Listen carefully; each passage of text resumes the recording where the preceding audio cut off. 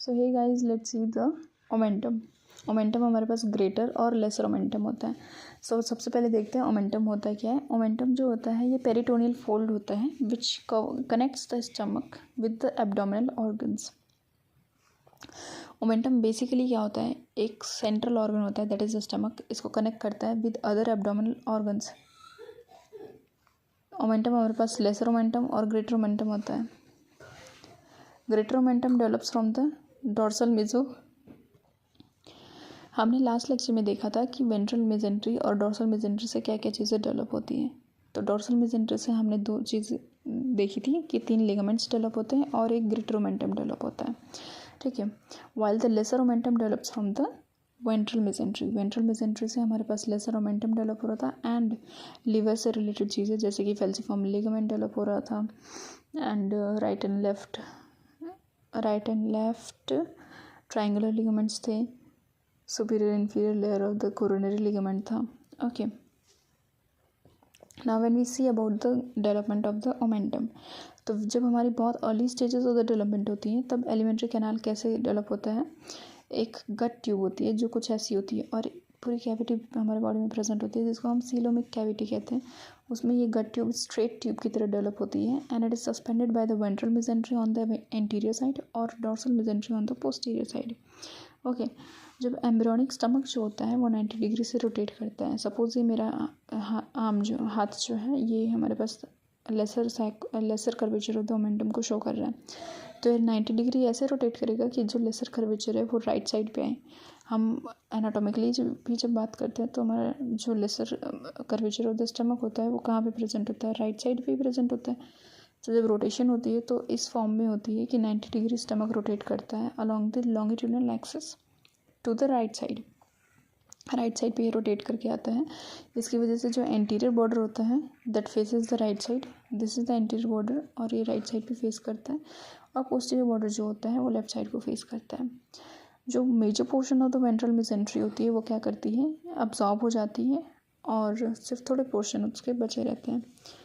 Now the developing liver, ventral mesentery जो होती है ये लिवर की वजह से डिवाइड होती है। ये हमें याद रखना है कि कौन सा ऑर्गन उसको डिवाइड करता है, दैट इज़ लिवर। अब इस डायग्राम को हमें ध्यान से देखना है कि ये हमारा स्टमक है। ओके, स्टमक को किसने कवर रखा है, पैराइटल पेरिटोनियम ने कवर कर रखा है और ये विसरल पेरिटोनियम ने कवर कर रखा है। इसके ऊपर का पार्ट वेंट्रल पार्ट है और नीचे का पार्ट डोर्सल पार्ट है। तो वेंट्रल पार्ट में वेंट्रल मेजेंट्री ने कवर किया है, डोर्सल पार्ट में डोर्सल मेजेंट्री ने कवर कर रखा है।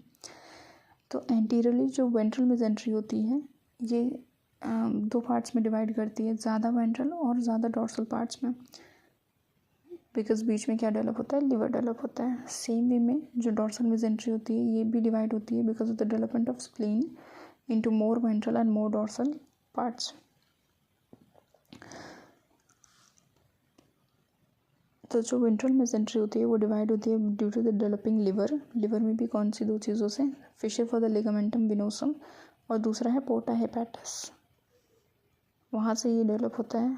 और लिवर और स्टमक के बीच में हमारे पास लेसर ओमेंटम प्रेजेंट होता है, ठीक है। लेसर ओमेंटम की लोकेशन क्या होती है, लिवर और फिर स्टमक के बीच में होती है। The right border of the lesser omentum is free. अब हम लेसर ओमेंटम की बात करें तो राइट साइड से फ्री होता है and forms the anterior border of the foramen of Winslow.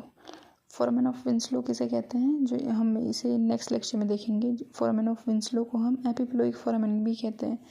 Foramen of Winslow एक बहुत ही फैंसी सा नेम है इस फोरामेन ऑफ एपिप्लोइक फोरामेन के लिए, या ओमेंटल फोरामेन भी जिसे कहते हैं।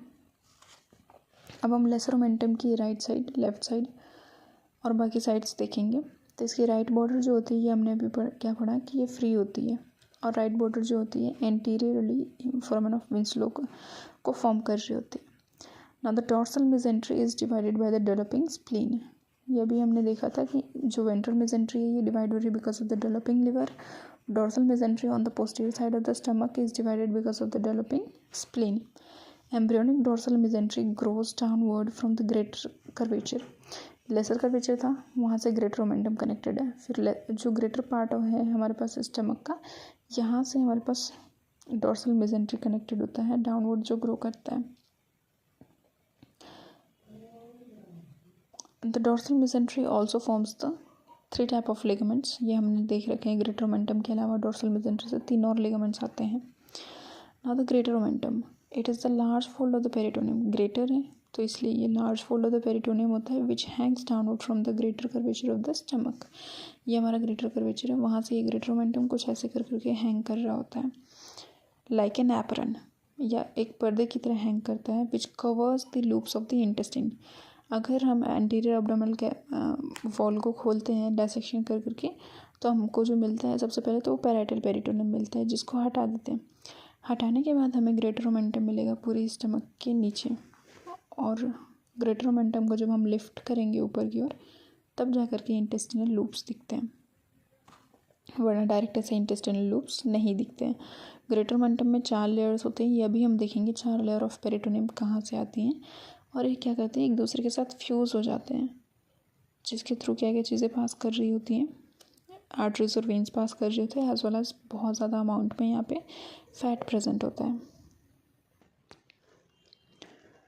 ग्रेटर ओमेंटम की अटैचमेंट्स की बात करें तो सबसे पहले तो हम इसकी लेयर्स देख लेते हैं। यहाँ पे लुक हियर, ये हमारे पास स्टमक है, ये वेंट्रल मेसेंट्री है जो लिवर से डिवाइड हो रही है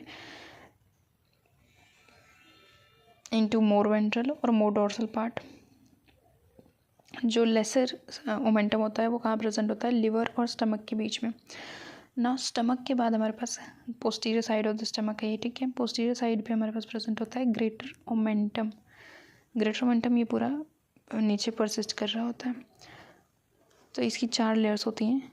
एक तो ये है सबसे पहली लेयर, जो नीचे से पेल्विक एरिया पे जा कर के फिर ऊपर आ जाती है, डिसेंड करने के बाद ऊपर असेंड करती है, और ये फर्स्ट लेयर जो होती है ये 4th लेयर बन जाती है। ऐसे ही हमारे पास सेकेंड लेयर जो होती है वो 3rd लेयर बन करके ऊपर आ जाती है, ठीक है। तो वही चीज़ यहाँ पे लिखी हुई है कि anterior 2 layers descend from the greater curvature of the stomach to a variable extent up to the pelvis. जो 2 लेयर्स होती हैं वो डिसेंड करती हैं from the posterior side of the stomach, this is the posterior side of stomach, और anterior side है, वहाँ से डिसेंड करती है up to the pelvis. They fold upon themselves, यहाँ पे हमें फोल्ड बैक कर करके ये कहाँ जाती है, पोस्टीरियर 2 लेयर्स फॉर्म करती हैं, which ascends to the interior surface of the head of the pancreas. यहाँ पे हमारे पास पेंक्रियास प्रेजेंट होता है, वहाँ तक ये असेंड करते हैं। Now the folding of the omentum is such that the first layer becomes the 4th layer. As you can see here, ये फर्स्ट लेयर 4th लेयर बन जाती है, and the second layer becomes the 3rd layer. In its upper part the 4th layer is fused. अब ये 4th layer जब ऊपर आती है तो यहाँ पे मैंने शो नहीं कर रखा है, बट ये फ्यूज़ करता है with the interior surface of transverse colon and mesocolon.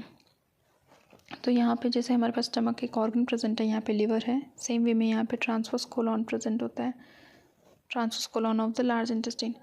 तो वहाँ पे इसकी इंटीरियर सरफेस जो होती है ये 4th लेयर उसके साथ फ्यूज़ कर जाती है, जिसको हम क्या कहते हैं, गैस्ट्रोकोलिक लिगामेंट। क्या कहते हैं, गैस्ट्रोकोलिक लिगामेंट। ये लिगामेंट जो होता है ये अडल्ट्स में ही प्रेजेंट होता है, बिकॉज ये फ्यूजन जो होता है वो इन्फेंट्स में नहीं होता। यहाँ पे भी एक अलग से स्पेस प्रेजेंट होता है जिसको हम ब्लडलेस प्लेन कहते हैं, क्योंकि यहाँ पे कोई भी ब्लड वेसल पास नहीं कर रही होती है। Okay, the part of the peritoneal cavity is called the lesser sac between the 2nd and 3rd layer. First और 4th लेयर तो हमने देख ली कि फर्स्ट लेयर जो होती है वो 4th लेयर ही बन जाती है। 4th layer anterior surface of the transverse colon के साथ फ्यूज़ कर जाती है to form the gastrocolic ligament, but the 2nd and 3rd layer of the greater omentum जो होते हैं ये एक दूसरे के साथ फ्यूज़ करते हैं to form the lesser sac। एक सैक बनता है जो लेफ़्ट साइड है, ऑब्वियसली ये लेफ़्ट साइड है एंड ये राइट साइड है। लेफ़्ट साइड पे 2nd और 3rd layer posterior layers of the greater omentum fuse to form the lesser sac which gets obliterated. ये सैक ऐसे पूरा प्रेजेंट नहीं होता है ओपनली, बट यहाँ पे क्या प्रेजेंट होता है, विसराज प्रेजेंट होता है। So the greater omentum lies between the anterior abdominal wall and the hollow viscera. Greater omentum कहाँ पे प्रेजेंट होता है, सबसे एंटीरियर एब्डोमिनल वॉल को जब हम खोलते हैं, पैराइटल पेरिटोनियम हटाएंगे तो वहाँ पे ग्रेटर ओमेंटम मिलेगा, फिर उसको हटाएंगे तो हमारे पास इंटेस्टिनल लूप्स मिलेंगे। ओके, अब इसके कंटेंट्स क्या होते हैं। ग्रेटर ओमेंटम में right and left gastro epiploic vessels present होती हैं। Gastro epiploic vessels very important, और ग्रेटर ओमेंटम बहुत येलोविश स्ट्रक्चर होता है, इसमें मतलब भर भर करके फैट्स प्रेजेंट होते हैं, ठीक है। सेम वे में हम बात करते हैं लेसर मोमेंटम की। तो लेसर मोमेंटम कहाँ से एक्सटेंड करता है? From the lesser curvature of the stomach and the first 2 centimetres of the duodenum to the liver. Lesser omentum का एक्सटेंट मैं अगर बताऊँ आपको तो लिवर से ये शुरू होता है, लिवर से लेकर के स्टमक तक आता है। अब स्टमक जो होता है उसके नीचे वाले पार्ट में तो ड्यूडेनम भी शुरू हो जाता है, तो वहाँ तक का part is called the lesser momentum.